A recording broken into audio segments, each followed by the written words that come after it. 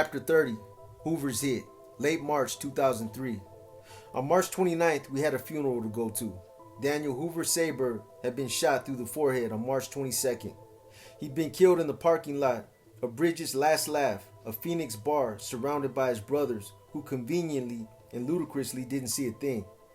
According to the Hells Angels witnesses, Hoover had just started his bike when he suddenly slumped over the bars. There was no exit wound. They didn't hear a discharge. Some claimed that until they saw the wound in his forehead, they thought he had a heart attack. Some said that he had been hit by a sniper firing a large caliber rifle, and they were all convinced that the shooter must have been a Mongol. We weren't so sure. The medical examiner concluded that the wound was from a small caliber, close range shot. We later heard that Sonny postulated his beloved club, who would have been better off if he'd been the one in the casket. Hoover was revered and respected nationally and internationally by friends and foes. He'd been groomed as Sonny's replacement and was a perfect fit. His death devastated the club and drove their paranoia to new heights. Hoover's murder remains unsolved. The wound and the Angels' reaction and the lack of a spent shell casing in the parking lot all pointed to an inside job. There was plenty of internal tension among the Angels in those days, centering on which way the club was headed, what they symbolized as they continued their wild ride through American cultural history. The dispute between Bad Bob and Cal Schaefer concerning drug use and the amount of partying the Angels allowed their members to engage in offered a good snapshot of what the club was faced with on a broader scale. Generally, younger members felt as though they joined the Hells Angels to raise hell, to do what they wanted to, when they wanted to, and not be told otherwise. Older members, it should be said, who lived this freer, hell-raising lifestyle in decades past, preferred to rest on their laurels, doing whatever they could to not attract attention from the law. These Angels were content with being old-time kings of the hill and selling t-shirts at motorcycle rallies. Ironically, the old-school mentality was embodied in the aging Sonny Barger, historically one of the hardest, no shit-takingest Angels to ever walk the earth. Our theory was that the assassination of Hoover was designed as a message to those in the club who'd have to take the easier road. Hoover, after all, was a dear friend of Sonny's. The two men co-owned Sonny Barger's motorcycle shop and had great respect for each other. Officially, Sonny was nothing more than a rank-and-file member, but his word was still bond, and Hoover, it seemed, always deferred Sonny's judgments and opinions. Whenever I think of Hoover's death, I think of all those silencers the guys had been asking me about. I can't speculate who actually pulled the trigger, but I think the evidence strongly points to an inside job by someone in Arizona. Maybe the man who done it wasn't satisfied with the Hells Angels' lack of action against the Mongols. Maybe he thought there should have been a top-down effect to eradicate the Mongols from the face of the earth, and he was deeply disappointed that there wasn't. Maybe he felt that the men hindering this explosion of Hells Angels' vengeance were the same ones preventing some of the younger members from raising hell and living free. Maybe. This is all unsubstantiated conjecture based on very circumstantial evidence and my own gut feelings, and I wouldn't confidently be able to point at any one person, but I think it's a reasonable theory, if not a likely one. Whatever the real reasons, there was no doubt the club was divided, and I believe my solo Angel nomads bridged that divide. I may be flattering myself, but it's my belief that we were highly regarded by both factions. The older guys liked us because we were buttoned up, respectful, and consistent. The younger guys liked us because we didn't take any shit and were into doing business. They all liked us because they believed we were connected enforcers, earners, and killers. I truly believe that the Angels saw in us a standard they could respect and even aspire to. I hoped to find out, and I hoped I wouldn't have to wait too long. 2 days after the shooting, Timmy, Pops, and I met Joby at the Cave Creek Clubhouse. Hoover's murder, whoever had committed it, had spooked the Angels, and the place was on lockdown. Full-time armed guards secured the perimeter around the wide 2-story house. No one was in a good mood. Joby asked us to come upstairs. We were joined by Cave Creek Angel David Shell. Joby went over the same stuff I'd been getting from him and Bob and Smitty for the past couple of weeks. Our time had come. We had to join. We didn't say anything. We weren't yet fully approved to accept an offer. Honestly, I wasn't sure how to proceed. I assumed we'd have to wait a few more weeks, or at least until Hoover was in the ground. Not so. Joby paced as Shell rolled a joint and lit it. After complaining about having to deal with all this Hoover bullshit, Joby got to the interesting part. Anyway, it's set, Bird. You're coming up with us to Skull Valley. I worked it all out with Bob and Smitty. Smitty's been cool with it all along. He knows you'll be with us in Mojave Valley once that's up and running. Bob was a harder sell. He was pretty sure the only place for you was Mesa. I convinced him otherwise. I said, great. Thanks for pushing for us, Joby. It's a real honor. He said, yeah, well, you know how I feel about you guys. Shell had taken a deep pull and now tumbled into a hoarse coughing fit. I thought it was pretty funny, like he was choking right when it sounded like Joby was about to profess his love for me in the solos. So, what's all this mean, practically speaking, asked Timmy.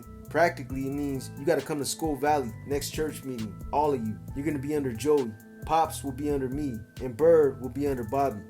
Bobby was Bobby Renstra, the muscled up Boston bricklayer. It also means you gotta get a place in Prescott. A Hell's Angel had to maintain a residence near his charter, and it means you gotta hang up your solo cuts. He kicked a dust bunny on the floor for emphasis. I said, okay, but I need to deal with the rest of this solo shit. I paused and added, again, this is a real honor, Joby. Thanks. Shell asked if we smoked weed. I lied and said, yeah. He said, good, the club needs more smokers. Then, as the stuff hit him hard, his eyes rolled blissfully into the back of his head. Business done, we left. We had to talk to Slats. Which wasn't so easy. Slats and I had been on very touchy terms since our fight after the Chico threat. In fact, we hadn't spoke at length in weeks. Dan Machonis, a respected Phoenix field office supervisory special agent, had noticed and asked me to meet him at a sports bar near the patch. He said we had to discuss some operational issues. It was a setup. When I showed, Slats was there, under the impression that he too was having a one-on-one with Dan. We met at the bar. Dan paid for a pitcher of beer, grabbed 3 mugs, and directed us to a horseshoe booth near the pool table. Dan sat between us. Filling the mugs with beer, he asked, you guys ready to sort some stuff out? Without looking at him or at each other, we both said no. Great. When he was done pouring the beer, Dan said, here's the deal. We're going to sit here and drink this beer. And if we drink all this beer, I'll get more beer until you put aside your bullshit and start talking. He picked up his mug, held it over the middle of the table for a second, brought it to his lips, and downed half of it. Neither Slats nor I moved.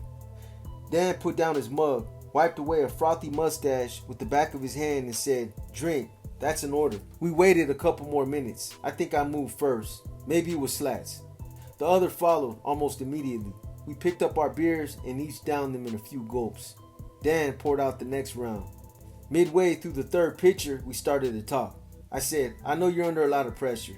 Slats said, damn right, and I know you are too. We didn't need to say much more before the floodgates opened. By the time Dan was coming back with the fourth pitcher, Slats and I were bitching about everything we had to deal with over the past months. We started to play pool. I beat Slats the first 3 games as we talked about how to move forward. I said, we have to accept the offer they're giving us. It doesn't make sense not to. That's fine. It's what you're supposed to do when you're prospecting. I can handle it. What about Timmy and Pops? They're in. You know they are. Timmy talked about you, right? Yeah. He leaned over the table, lined up a short bank shot. They can handle it, no sweat. JJ, she's fine, she's ready. Slats said, huh. He made the bank. He stood up and watched the cue ball move into position for the next shot. He didn't appear to be convinced about JJ. I said, she's strong, I know that, but this is still her first assignment. I'll protect her, you know I will. I would have taken a bullet for her, or any of them. He made a straight shot up the side rail. No, I'll do that. I let him have that one. Okay. He sank 2 more balls and I missed a thin cut. I moved to take my turn. I continued my pitch as I shot. We have to go over. We shut down now. And what do we have? You know as well as I do that if we allow them to force us over, then it's good to go for a RICO. Coercion, intimidation, all that. If we don't go through with it, all we can say to the judge is they wanted us to come over with them, but we didn't. We do it and we can say they made us go over to them. He didn't say anything. That was good. I continued. I'm not taking anything away from the solos. You know that. It was a hell of an idea and it's worked. Shit, your idea has been too good. Neither of us thought the Angels would press us like this. No one could have predicted what we're dealing with. I sank 3 balls and missed an easy shot into the corner. Slats had 2 balls and then the 8. He didn't say anything. Dan, content that he had done his duty, sat in the booth nursing a beer and doing the USA Today crossword.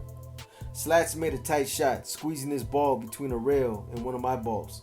The cue ball moved directly in line for his next shot, a gimme into one of the side pockets. The 8 was frozen on one of the short rails between the corner pockets. Slats cheated his last ball into the side pocket with a lot of draw. After contact, the cue ball curved slightly and ran right up the table, stopping 5 inches from the 8 ball for an easy shot to the corner. Corner pocket. He pointed the tip of his cue at the target. He leaned over, took a few practice swings and shot. Hit it too hard. The 8 rattled in the jaws and stopped, hanging over the lip. Fuck. As I sank the rest of my balls, Slats said, "Okay, we'll try it out. You know I know all about the prosecutorial benefits of letting it play." Of course I knew. This was a guy who, during a lull in his career, had taken the LSAT on a lark. No study, no guidelines, and scored in the 96 percentage. He was like Rain Man with a gun. He could cite incidents, addresses, suspects, and statutes off the cuff, and they were always right. I'd seen him play 5 hands of craps at once, win, and then correct the dealer on payout mistakes. Even when we were at odds, I trusted his knowledge and intelligence. He continued, "But if I get a feeling or something smells bad, that's it. If you do something too crazy, that's it. If they want you to do something too crazy, that's it. If I wake up one morning and my back hurts and my feet are screaming at me and the Pepto ain't doing its job, that's it. Got it? Got it." Slats was still in control. I sank the hanging 8 with authority just to tick him off. Good. He yelled over to Dan to get us another pitcher, our 5th. Dan looked up from his paper, nodded, and climbed out of the booth. Slats turned to me and said, "Let's play some more. See if you can win just one more game." We played for 2 more pitchers. Win? We were pretty drunk, but I don't recall even shooting at another 8 ball all night long.